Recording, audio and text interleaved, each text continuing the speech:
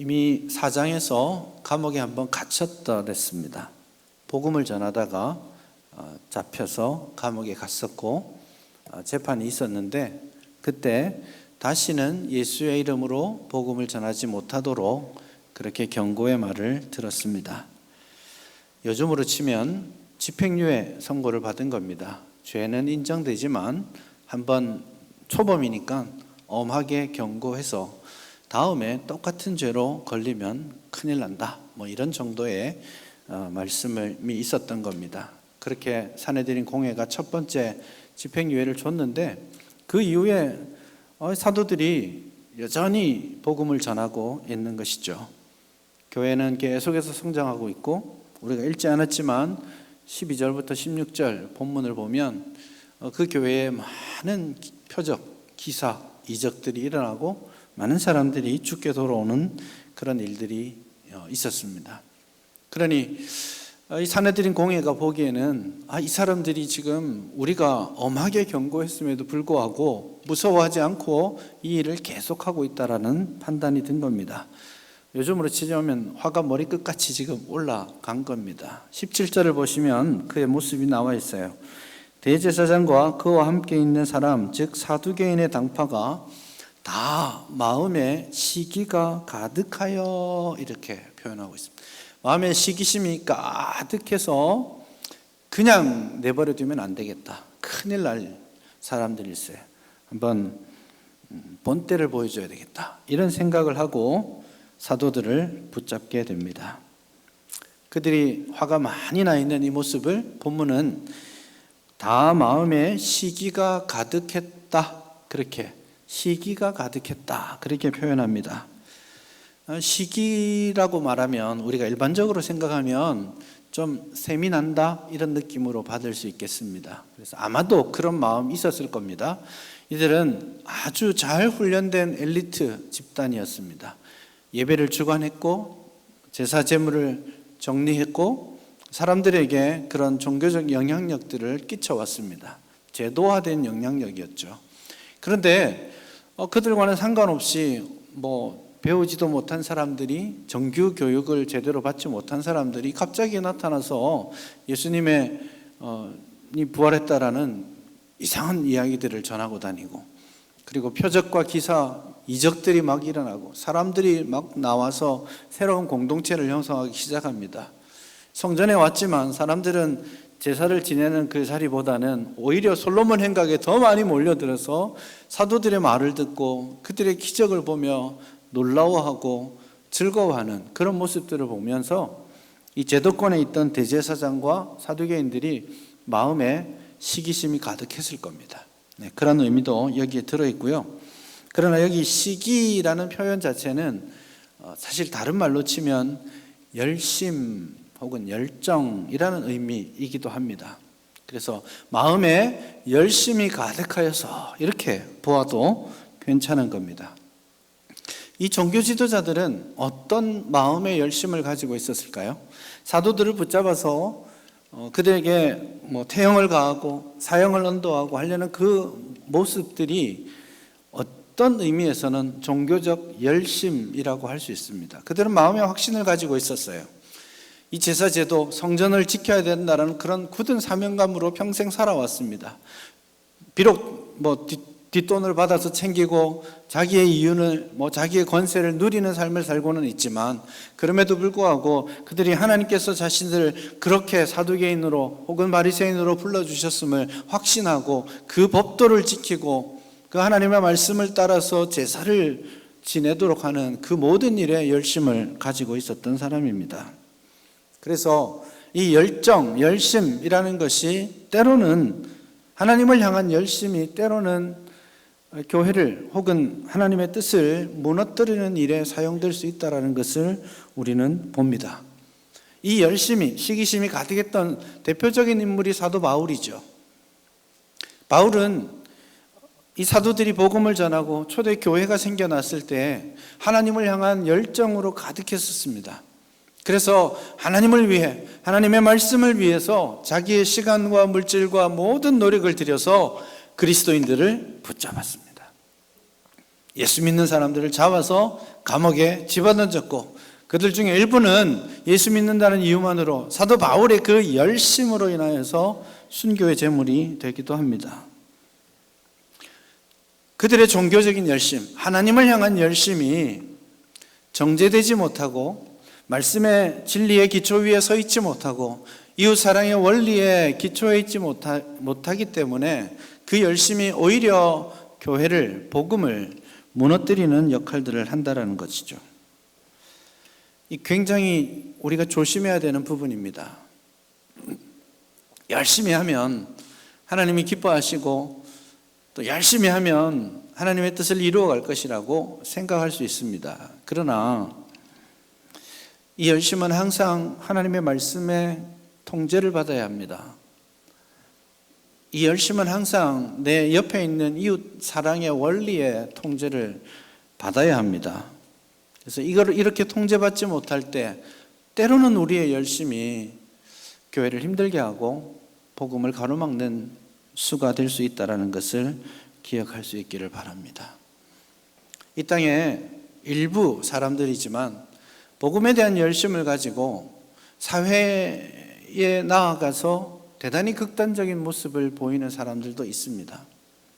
그들은 열심히 기도하고 그리고 자신의 호주머니를 털어서 헌금합니다. 우리보다 더 열심히 기도하고 우리보다 더 열정적으로 합니다. 저는 절대 못할 것 같은데 막 가서 어디든지 쫓아가서 헌신하고 있는 모습들 봅니다. 열심히 부족한 것이 아니에요. 진리의 말씀의 토대 위에서 그리고 이웃을 사랑하는 삶의 원리 위에 있지 않기 때문에 그것들이 힘들게 하는 겁니다. 여러분, 이 땅에 많은 교회들이 교회 안에서 분란을 겪고 다툼이 있습니다. 현실입니다. 근데 그 교회 안의 분란들을 보면 열심히 있어서 문제입니다. 다 열심히 있습니다. 주님을 향한 열정이 있어요. 그거 없으면 싸울 일도 없어요, 사실은. 열심히 기도합니다. 그 누구도 야, 이참에 이 교회 박살을 내야지 이렇게 생각하는 사람은 없습니다. 주님의 교회를 지키고자 하는 열정이 그 안에 있습니다. 그것 때문에 눈물로 기도합니다. 헌신합니다. 그런데 그 열심이 교회를 힘들게 할 수 있다는 거 우리가 알아야 합니다. 오늘 본문에 나타나 있는 이 종교 지도자들, 제도화된 시스템 안에서 종교 행위를 하는 이들의 열심, 그것이 오히려 사도들을 감옥에 가두고 있다는 것 우리가 볼 수 있기를 바랍니다. 그리고 거기에서 우리가 우리의 열심은 과연 끊임없이 하나님의 말씀의 토대 위에서 그리고 옆에 있는 이웃에 대한 사랑의 원리 위에 서 있는가, 통제를 받고 있는가, 그런 질문들을 할 수 있기를 바랍니다. 시기가 가득해서 지금 사도들을 잡아오게 가두게 됩니다. 조금 달라지고 있어요. 4장에서 오게 가둘 때는 두 사람만 가두었죠. 베드로와 요한을 감옥에 가두었습니다. 그런데 오늘 본문은 통칭해서 사도들을 가두었다, 그렇게 표현하고 있죠. 아마도 복음 사역을 감당하던 모든 사도들을 다 붙잡아서 감옥에 가둔 것으로 보입니다. 아주 긴박한 상황임을 알아야 합니다. 본문이 비록 담백하게 그냥 진행하고 있지만 여러분, 집행유예를 받았던 사람이 동일한 범죄로 다시 붙들리게 되는 겁니다. 그리고 그 법정은 이제 사형 선고를 내릴 수 있을 만큼 권위가 있는 곳입니다. 긴장해야 됩니다.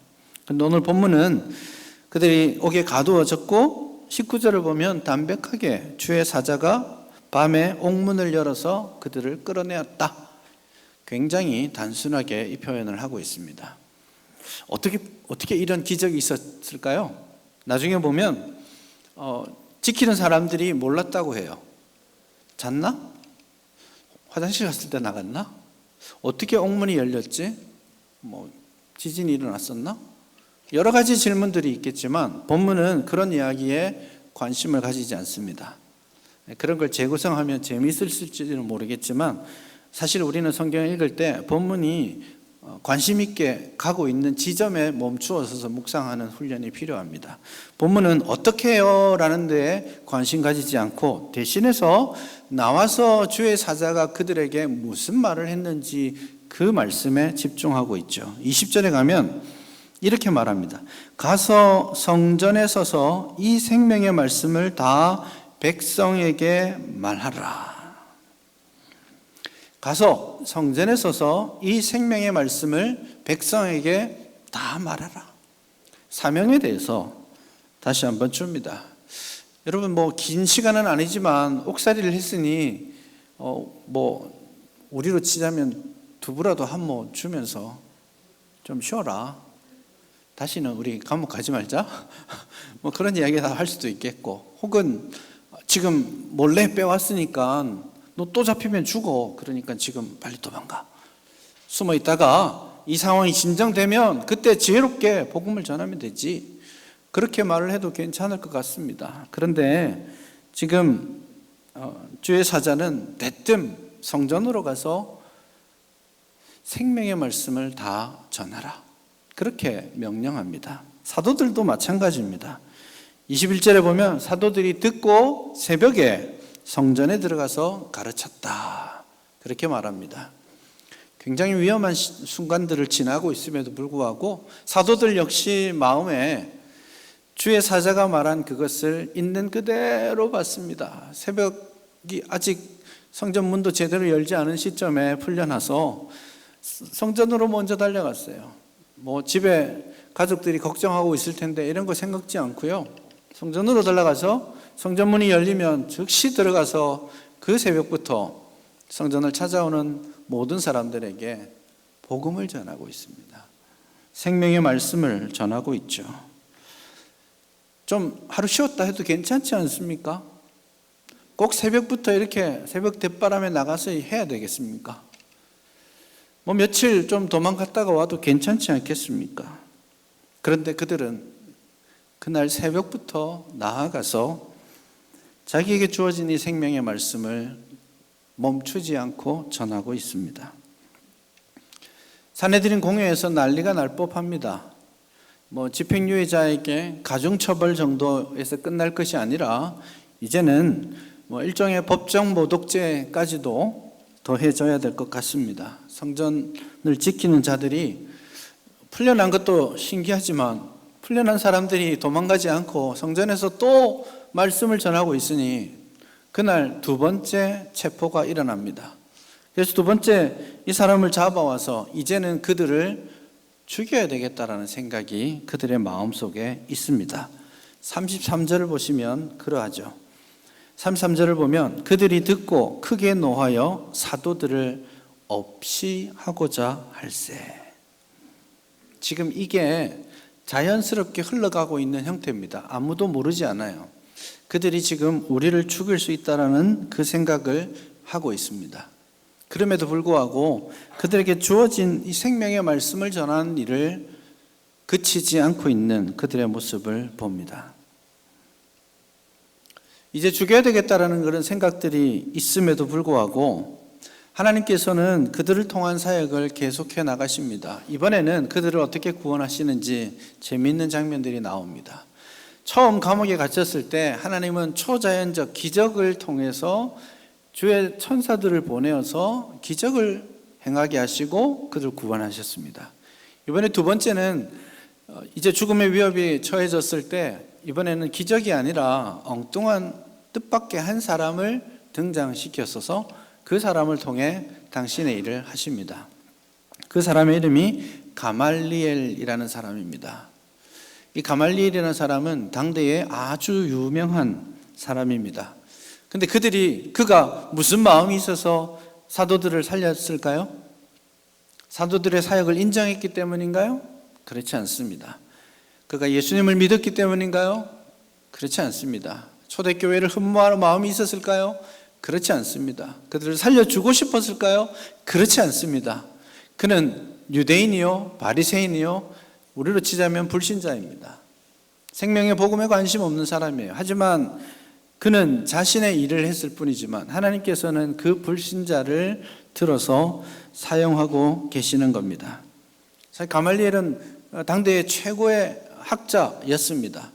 유대인들에게는 이 당시에는 두 개의 학파가 있었습니다.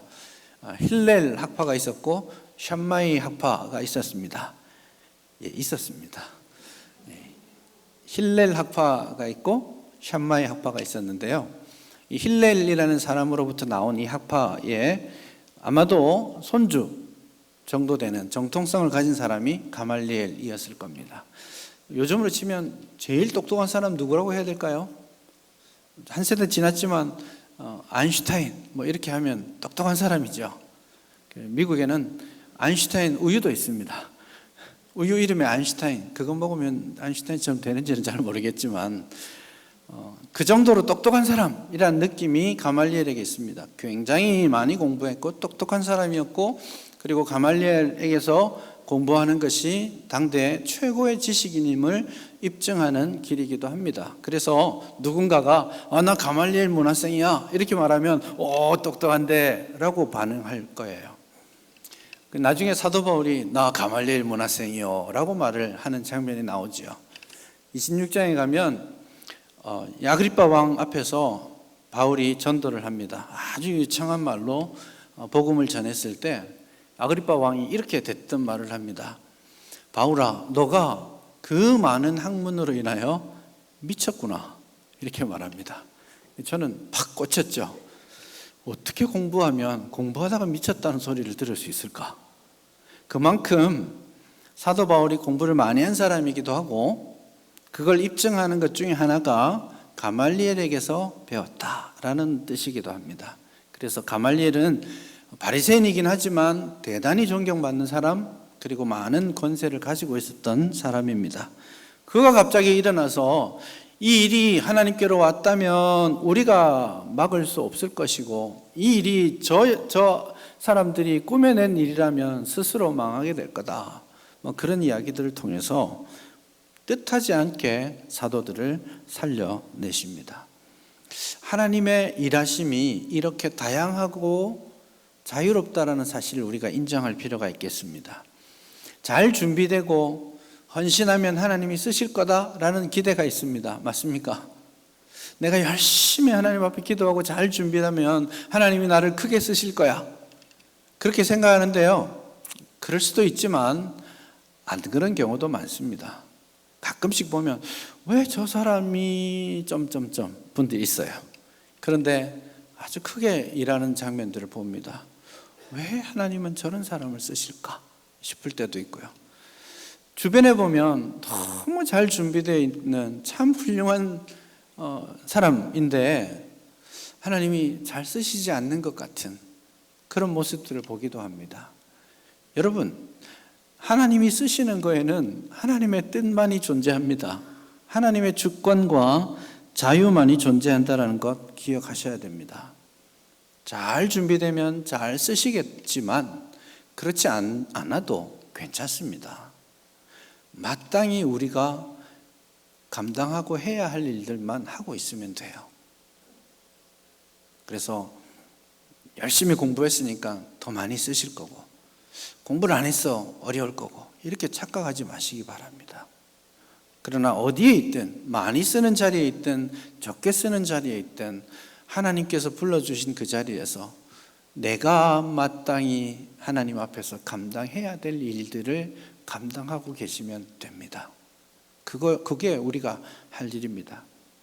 하나님의 자유가 거기에 있다라고 우리가 생각할 때 우리가 이런 마음을 가질 수 있습니다. 잘 되었을 때, 하나님이 나를 많이 쓰실 때 교만하지 않습니다. 내가 잘한 거 아니잖아요. 하나님이 원하셔서 부르시고 쓰시는 거예요. 그래서 쓰실 때 교만하지 않을 수 있습니다. 하나님의 주권을 인정할 때, 내가 버림받은 자리에 있다라고 느낄 때에, 아무도 날 주목하지 않는다고 할 때 낙심하지 않을 수 있습니다. 하나님이 주권을 가지고 나를 돌보고 계시니까요. 그 마음의 자세들을 잘 가질 수 있기를 바랍니다. 성경에 준비 안 된 사람 하나님 많이 쓰셨어요. 가말리엘도 이방인을 쓰신 거지만 가령 이스라엘을 축복하기 위해서 발람이라고 하는 모압의 그 이방 선지자를 불러서 쓰셨습니다. 그의 눈에는 그냥 달러 표시만 있었어요. 돈이면 환장하는 사람이었어요. 그런데 하나님이 그를 쓰셨습니다. 그를 들어서 이스라엘을 축복하는 자리에 두셨습니다. 삼손 지독하게 이기적인 인간이었습니다. 죽을 때까지 자기만 생각한 거예요. 자신의 정욕과 자신의 즐거움, 자기 자존심만으로 똘똘 뭉친, 나 같으면 절대 안 쓸 사람인데 하나님은 그를 들어서 당신의 일을 이루셨습니다. 그러니 하나님 앞에 내가 쓰임 받을 거에 대해서 관심 가지지 마시고 지금 내가 서 있는 자리에서 나의 마땅히 해야 될 사명을 잘 감당하고 계시기를 바랍니다. 그렇게 하나님께서는 가말리엘을 통해서 두 번째 구원을 주셨습니다. 그런데 이번에는 이 공회에서도 그냥 거저 넘어갈 생각이 없습니다. 이번에는 절대로 다시는 이 일로 부딪히지 않기 위해서 그들에게 채찍질을 가하게 됩니다. 40절을 보시면 그런 내용이 나옵니다. 사도들을 불러들여 채찍질하며 예수의 이름으로 말하는 것을 금했다. 첫 번째 감옥에 갇혔을 때는 위협을 했었습니다. 다시 걸리면 죽는다 이렇게 말했고, 이번에는 죽이려고 하다가 가말리엘의 반대 때문에 채찍질로 이제 그치게 됩니다. 여기서 말하는 채찍질은 여러분 그렇게 간단한 채찍질이 아닙니다. 우선 유대 법령에 따라서 재판정에서 하는 채찍질이죠. 몇 대를 때렸는지 정확하게 나와 있지 않지만 보통 이 재판정에서 채찍질을 한다라고 할 때는 우리가 잘 알고 있는 40에 하나 감하는 매, 40에 하나 감하면 39이죠. 신명기 25장 3절에 나와 있는 겁니다. 형제에게 태형을 가할 때는 40까지만 하고 그 이상은 하지 말아라. 왜냐하면 그 태형을 가하는 것이 형제를 모독하기 위함도 아니고 형제에게 형벌을 과하게 주려고 하는 것이 아니기 때문에 형제를 사랑하는 마음으로 그 일을 하라는 겁니다. 그게 율법의 정신이죠. 근데 사람이 세다 보면 여러분 숫자 세면서 내가 몇 가지 셌지? 이런 생각 하신 적 있지 않습니까? 그래서 하나 둘 셋 넷 40 하고 딱 그만뒀는데 실수로 한 번 더 때릴 수도 있잖아요. 그래서 40에 하나 감하는 매를 때립니다. 유대인들이 그런 이유로 때리기도 하고, 또 채찍질에 세트가 준비되어 있는 게 있습니다. 유대인들은 이렇게 채찍질을 합니다. 법정에서 채찍질을 할 때 여러분 이 이야기를 듣고 본문을 보실 때 지금 사도들이 그냥 몇 대 맞고 나왔구나 이렇게 생각하시면 안 돼요. 채찍질을 법정에서 태형을 선고하게 되면 이제 맞을 죄수들은 옷을 발가벗기웁니다. 아마 사도들도 벌거벗기움을 당했을 겁니다. 그리고 소가죽으로 된 새 날개가 있는 채찍으로 그들을 때리는데요. 먼저 규칙이 있습니다. 등에 2번 때립니다. 그리고 가슴에 1번 때립니다. 그렇게 하면 한 세트가 됩니다. 그래서 1번 때리는 게 3번입니다. 그래서 그걸 13세트를 하면 39가 되죠. 그래서 더 이상 하지 않고 멈추게 되는 겁니다. 이게 간단한 일이 아니에요. 굉장히 모욕스럽고 수치스럽고 고통스러운 일입니다. 실제로 이 매를 맞다가 죽는 사람도 나오기도 합니다. 그래서 지금 사도들이 목숨의 위협을 가지고 아주 심각한 태형을 받고 나왔다라는 것을 알아야 하겠습니다. 사도 바울이 고린도후서 11장 24절에 가면 그 바울이 자신도 이 형벌을 받았다고 하죠. 자신이 받았던 고난들을 이야기하면서 내가 40에 하나 감하는 매를 몇 번 맞았다고 합니까? 예, 몰라도 됩니다. 제가 말씀드릴게요. 5번 맞았다고 합니다. 맞다가 죽을 수도 있는 매를 사도 바울은 복음을 위해 5번씩 평생 맞으면서 그 사명을 감당했죠. 지금 사도들도 벌거벗기움을 당하고 다 큰 어른들이 빨가벗겨져서 가슴에 등짝에 매를 맞으면서 피를 흘리면서 만신창이가 되어서 그 법정을 에서 쫓겨나고 있습니다. 어쩌면 기어서 흔들리는 다리를 붙들면서 서로 의지하면서 그 법정을 나왔을 겁니다. 그런데 그 고통스러운 순간에 그들의 마음이 오늘 본문에 나와 있습니다.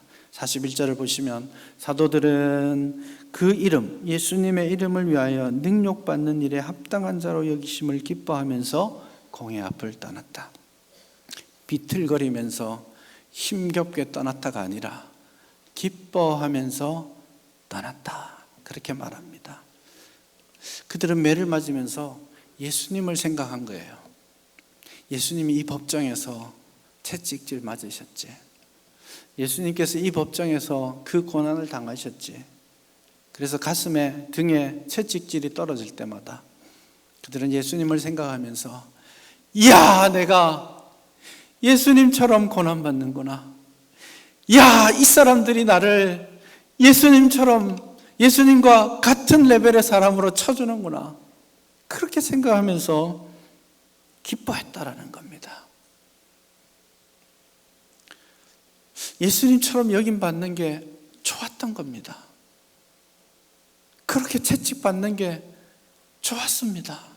아픈데 감사했습니다. 여러분, 이 마음을 우리가 회복할 수 있었으면 좋겠습니다. 예수님께서 나를 위해 십자가 지셨지 않습니까? 그 고통 당하신 거 감사하죠. 그렇지만 나는 그 십자가 지고 싶지 않은 게 우리 마음입니다. 예수님 나를 위해 채찍질 받으셔서 감사한데 나는 살아가면서 그 채찍질 안 당하고 싶은 게 우리 마음 아닙니까? 그래서 좀 더 편안한 삶을 살고 싶고 좀 더 잘 배우고 좀 더 권세 있는 자리에서 떵떵거리면서 살다가 주님 부르시면 천국 가고 싶은 게 우리 마음 아닙니까? 실패했을 때, 고난의 자리에 넘어졌을 때에 내가 예수님처럼 고난의 자리에 있구나 하고 기뻐하고 감사하는 우리의 마음이 있습니까? 잘 되었을 때, 회복되었을 때 하나님 나에게 은혜 주셔서 감사합니다라는 마음으로 가득 차 있지는 않은가요? 예수님처럼 그 이름을 위해 능욕받는 것을 합당하게 여김받는 그것을 기뻐하며 공회를 떠나니라. 이 기쁨이 우리에게 있기를 바랍니다. 나는 채찍질 맞지만, 나는 고난 가운데 있지만 복음은 계속된다는 거, 이 복음이 하나님의 일들이 계속 증거되어야 된다는 그 사명감이 우리에게 있기를 바랍니다. 그래서 채찍 맞고 흔들리는 그 다리, 아무 힘없는 그 다리를 붙들고 이들은 여전히 그들이 날마다 성전에 있든지 집에 있든지 예수는 그리스도라고 가르치고 전파하기를 그치지 아니하니라. 그들의 마음의 중심이 어디에 있는지 보는 겁니다. 내가 맞아도, 내가 실패의 자리에 있어도 내게 주어진 이 생명의 복음은 그칠 수 없다라는 그 사명감이 그들에게 있는 겁니다.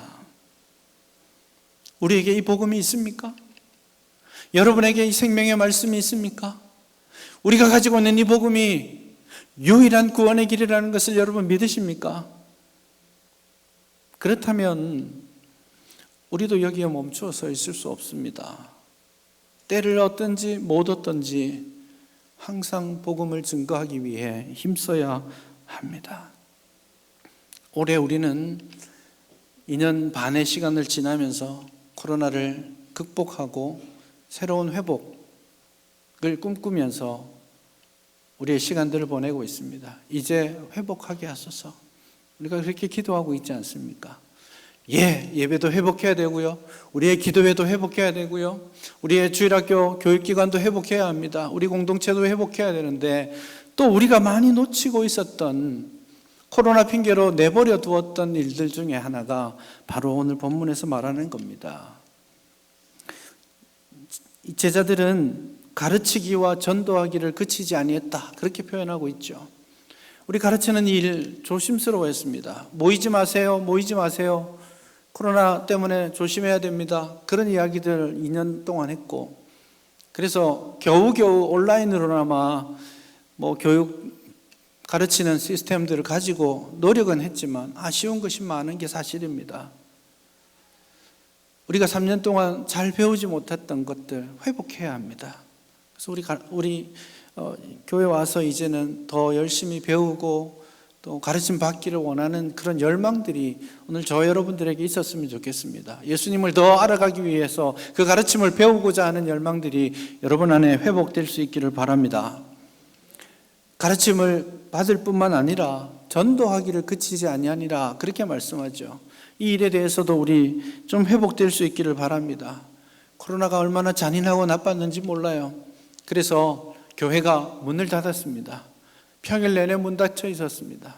제가 교회 출근하면서 비밀번호를 치고 교회 문을 열고 들어와서 또 문을 잠그고 있는 그 모습이 참 비참하고 안타까울 때가 많았습니다. 신천지 오지 마시오. 그런 거 걸어놓은 건 봤지만 새가족 안 받습니다. 이런 거 걸어놓는 것도 봤습니다. 모르는 사람이 와가지고 코로나 옮길까 봐. 노방전도 그친 지 오래됐습니다. 전도지 나눠주면 다들 안 받습니다. 코로나가 묻었을지도 모르는데. 우리가 전도하는 일들을 그쳐왔던 것이 사실입니다. 우리가 가진 이 복음이 진짜라면, 유일하다면 그 일도 우리가 회복해야 되지 않겠습니까? 이 회복이 우리 안에, 우리 공동체 안에 있기를 바랍니다. 수많은 위험이 있어도, 고난이 있어도, 핍박이 있어도 그들은 날마다 성전과 집에서, 다시 말하면 그들이 있는 모든 곳에서, 그들이 살아가는 모든 삶의 자리에서 그들이 때를 얻든지 못 얻든지 가르치는 일과 전도하는 일을 그치지 않았다라고 본문이 말하고 있는 겁니다. 그 힘으로 교회는 세워져 갔고 복음은 왕성하게 증거됩니다. 우리 교회가 이 사명을 다시 한번 회복할 수 있기를 바랍니다. 한번 따라합시다. 모이면 배우고 나가면 전하자. 하실 수 있겠습니까? 모이면 배웁시다. 나가면 전합시다. 이게 우리의 사명입니다. 사도들이 그렇게 했고 그 복음을 우리가 받았습니다. 이제 우리가 하지 않으면 우리의 내일은 없을 겁니다. 기도합시다.